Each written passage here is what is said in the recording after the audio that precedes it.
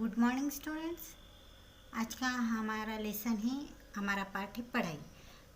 देखो स्टूडेंट्स, मतलब सिर्फ हम स्टूडेंट, आप स्टूडेंट छोड़कर बाकी सारे बड़े, आपसे घर के सारे लोग, स्कूल के टीचर्स आपको पढ़ाई के बारे में बताते हैं। मतलब पढ़ाई यह विषय आपका बहुत ही नज़दीकी विषय है। तो देखो, पढ़ाई करने से तो आदमी बड़ा बनता ही है, लेकिन ये बार बार किसी और ने कहने के बजाय अगर पढ़ाई का महत्व हम खुद समझ जाए तो यह बहुत अच्छी बात है।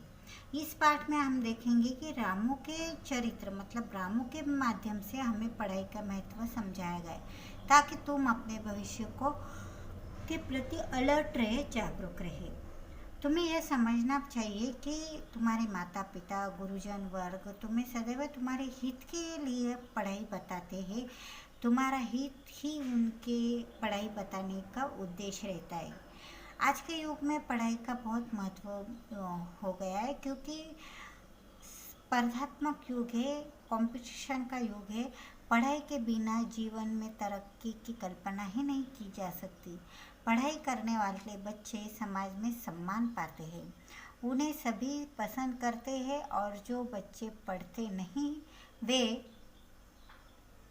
सभी की नज़रों में गिर जाते हैं। बराबर, जो बच्चे पढ़ते नहीं तो पढ़ाई के समय वे जो अनचाहा काम हो वो करते हैं, तो सबकी नज़र में वो गिर जाते हैं। पढ़ाई से बच्चों के व्यवहार में परिवर्तन आता है, उनकी सोच ऊपर उठती है और पढ़ाई उन्हें सामान्य से विशिष्ट बनाती है। जो पढ़ाई में मन लगाते हैं वो बच्चे क्या करते हैं, अगर किसी ने कुछ कार्य सौंपा तो बोलते हाँ माँ, मैं यह पढ़ाई समाप्त करके फिर आपका कार्य करूँगा, आपका काम पूरा करूँगा। और सचमुच पढ़ाई के बाद उन्हें लगता है कि माँ बाप का यह काम करें, लेकिन पढ़ाई ना करने पर हम ना कि उनकी बात सुनते हैं और पढ़ाई भी नहीं करते, तो ये बच्चे बड़ों की नज़रों में गिर जाते हैं। रामू का मन पढ़ने में नहीं लगता था। रामू तुम्हारे जैसा विद्यालय में पढ़ने वाला बच्चा है। वह कभी अपना गृह कार्य मतलब होमवर्क भी नहीं करता था। गृह कार्य वह भी उसका कभी पूरा नहीं रहता। उसकी माँ भी उससे परेशान थी, क्योंकि वह हर बात के लिए कहा करता है कल करूँगा। मतलब आज का अभी और आपका बाद में का कल, ऐसे उसके बहाने रहते थे। विद्यालय से आने के बाद खाना खाकर या तो टेलीविज़न के सामने बैठकर कार्टून फिल्में देखता या फिर कंप्यूटर खोलकर गेम खेलने में व्यस्त हो जाता। आपको कहीं तो नहीं लग रहा है? आप लोग भी ऐसा करते, आप भी ऐसा करते हो ना? स्कूल आने के बाद, अभी तो छोड़ो, तुम्हारी तो स्कूल नहीं है, लेकिन थर्ड स्टैंडर्ड में भी आप लोग ऐसा ही करते होगे ना। एक तो टीवी देखते होगे, फिल्में, सीरियल्स वगैरह, या फिर मोबाइल पर कंप्यूटर, है ना। तो ऐसा नहीं करना बच्चों। देखो, ये लेसन बहुत ही अच्छा है। ये लेसन पढ़ने के बाद तुम्हें पढ़ाई का महत्व समझ में आएगा। तो रामू जब शाम को खेलने निकल जाता, ऐसा करते करते दिसंबर का महीना आ गया। मतलब उसके उस साल की परीक्षा का समय पास में आ गया। अब 10 दिनों बाद दूसरे सत्र की परीक्षाएं आरंभ होने वाली थी। दूसरे सत्र की मतलब हमारी सेकेंड यूनिट टेस्ट, बराबर। परीक्षा के इतने थोड़े दिन बाकी थे, रामू को घबराहट हुई। अब वह परेशान हो गया, क्योंकि उसने पूरा आधा साल किस में बिताया? खेल कूद में, टीवी देखने में बस। शाम को नाश्ता करते समय वह सोच रहा था कि अब उसे परिश्रम करना चाहिए। कब सोच रहा है? अब। रामू की माँ भी पिछले कुछ दिनों से उसे लगातार पढ़ने के लिए कहती रहती, लेकिन रामू हर बात माँ को अनसुना कर देता था। माँ की बात सुनता ही नहीं था। अब 10 दिनों में वह कैसे परीक्षा की तैयारी कर पाएगा, इस चिंता में वह रहता, और यह चिंता उसे सता रही है। समय पर परीक्षाएं शुरू हुई।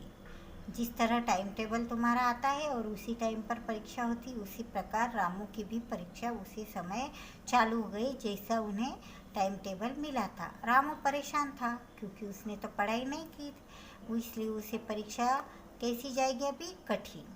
किसी प्रकार उसने परीक्षा दी, किसी प्रकार मतलब उसे तो कुछ आया नहीं, यह उसे पता है और हमें भी पता है।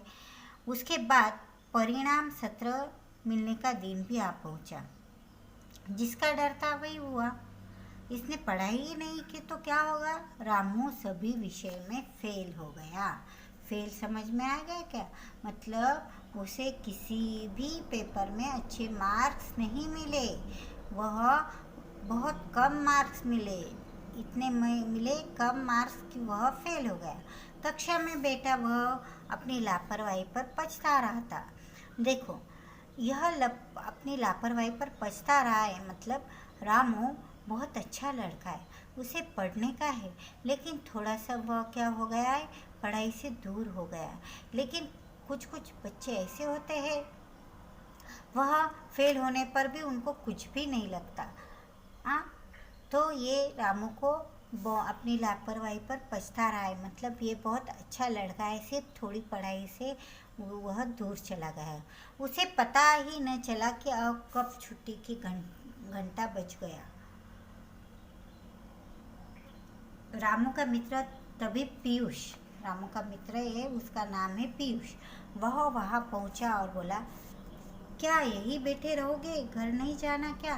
देखो मित्र, इस तरह परिणाम पत्र लेकर बैठे रहने से कुछ नहीं होगा, घर चलो और माँ को सच सच बता दो। रामू भारी मन से उसके साथ घर की ओर चल दिया। भारी मन से मतलब उसे बहुत रोना आ रहा था। माँ ने उसका लटका हुआ चेहरा देखा तो तुरंत समझ गई कि परीक्षा फल क्या रहा होगा। रामू सिर झुकाए उनके सामने बैठा रहा। माँ को दुखी देखकर रामू और भी विचलित हो गया। तभी मूंगफली वाले की आवाज़ आई, मूंगफली ले लो मूंगफली।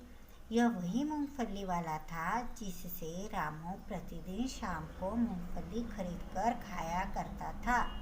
दिसंबर का महीना है। दिसंबर का महीना मतलब कौन सा महीना? ठंडी का मौसम। और ठंडी के मौसम में मूंगफलियाँ भूंज कर खाने में बहुत मज़ा आता है। और यह मूंगफली वाला यह जो मूंगफलियाँ बेचता है तो यह रामू को बहुत पसंद आती थी। अंधेरा होने लगा था, अंधेरा गिरने लगा था। रामू सोच रहा था कि गरीब मूंगफली वाले को इस कड़ी सर्दी में भी घर घर जाकर फेरी लगानी पड़ती, उससे रहा नहीं गया। मैंने आपको पहले ही बताया ना, रामू अपनी लापरवाही पर पछता रहा है। पछता रहा है मतलब उसे अपनी लापरवाही पर दुख हो रहा है कि उसने पढ़ाई नहीं की, मतलब उससे वो बहुत अच्छा बालक समझ में आता है। और उसे मूंगफली वाले की भी चिंता है कि वह इतनी कड़ी धूप में भी इतनी कड़ी ठंडी में भी मूंगफली बेचता है। तो वह मूंगफली वाले से बाहर निकला और उसकी इस मतलब बेचने का कारण वह पूछता है। बाहर की बर्फीली हवा से उसे कंपन हुई। उसने मूंगफली वाले से कहा, भैया इतनी रात तक मूंगफली क्यों बेचते हो? तुम्हें ठंड नहीं लग रही क्या? मूंगफली वाला बोला, बेटा ठंड तो लगती है किंतु मजबूरी भी तो है। मजबूरी रही है, क्या मजबूरी होगी इस मूंगफली वाले की? तो देखो मूंगफली वाला अपने रामू के क्या बताता है। मूंगफली वाला बोला, बेटा ठंड तो लगती किंतु मजबूरी है। मेरे 2 बच्चे हैं जो गांव की पाठशाला में पढ़ते और अपनी अपनी कक्षा में अव्वल आते हैं। देखो दोनों बच्चे, लेकिन दोनों बहुत ही बुद्धिमान हैं। वह अव्वल आते अर्थात अपने क्लास में प्रथम आते हैं। और इसका उस मूंगफली वाले को नाज है, अभिमान है, गर्व है अपने बच्चों पर। यह कहते हुए उसकी छाती गर्व से चौड़ी हो गई थी। मतलब उसे बहुत फक्र हो रहा था, बहुत अभिमान हो रहा था अपने बच्चों पर कि वह मेहनत करता है, लेकिन मेहनत का फल उसे उसके बच्चे दे देते हैं। रामू की आंखों के सामने अपनी माँ का उदास चेहरा आ गया। उसे बहुत ग्लानि हुई। देखो हमारे हर एक के माँ बाप बहुत ही कष्ट उठाकर, परिश्रम उठाकर हमारी पढ़ाई के लिए बहुत सारा खर्च उठाते हैं, लेकिन हम बच्चे हैं कि हम लापरवाही करते और पढ़ाई नहीं करते। उसी प्रकार रामू इतने दिन तक लापरवाही कर रहा था और हमेशा परीक्षा में कम मार्क्स मिलाकर माँ को उदास करता रहा। लेकिन जब उसने मूंगफली वाले के बच्चों की बात सुनी तो उसे अपनी माँ का उदास चेहरा सामने आ गया और उसे ग्लानि आई मतलब दुख हुआ, पछतावा हुआ। ग्लानि आना मतलब दुख होना, पछतावा होना। वह सोचने लगा गांव में तो मूंगफली वाले के बच्चों को सुख सुविधाएं भी कम मिलती होगी और फिर भी वे मन लगाकर पढ़ रहे हैं, और एक हम हैं जो इसके आगे वह सोच नहीं पाया। उसके मन में आशा की किरण कौंधी। रामू की आंखें खुल गई। वह भी अपनी माँ के चेहरे पर गर्व और उल्लास का भाव देखना चाहता था। उसने मन ही मन निश्चय किया कि वह दिन रात एक कर देगा और मन लगाकर पढ़ाई करेगा। देखो, रामू को तो मूंगफली वाले की सीख से उसे समझ में आ गया कि उसे पढ़ाई करने की है। अभी आप बच्चों ने भी इस मूंगफली वालों के बच्चों से अच्छी सी सीख लेकर हमेशा पढ़ाई करने की, पढ़ते रहने का है। पढ़कर ही तुम अपने जो तुम्हारा उद्देश्य है, तुम्हारा जो लक्ष्य है वो हासिल कर सकोगे, न कि पढ़ाई से लापरवाही करके। लापरवाही से अंत में आप बड़े होकर सिर्फ आपको पछताने के अलावा और कुछ भी हाथ नहीं लगता।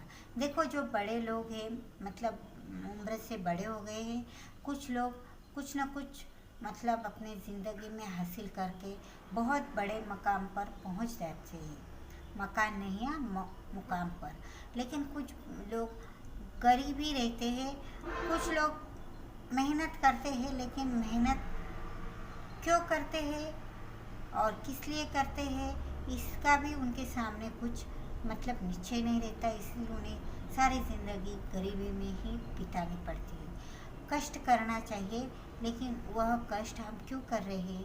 क्योंकि कष्ट कर कर हमने बहुत सारे रास्ते हमारे लिए खोजने चाहिए।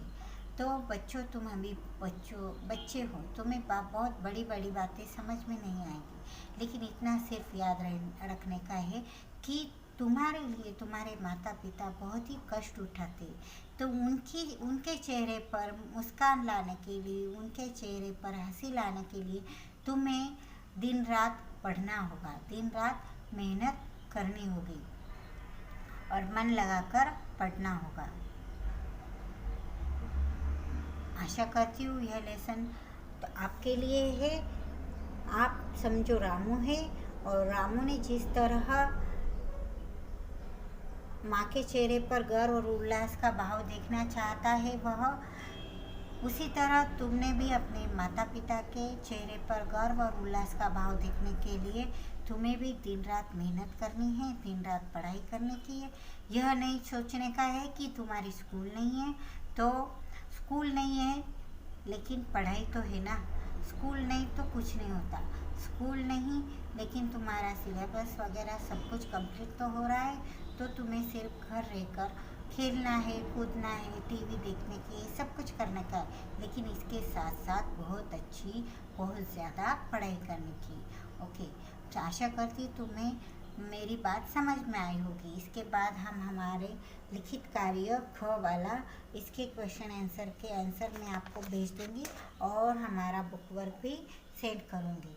तब तक have a nice day, take care.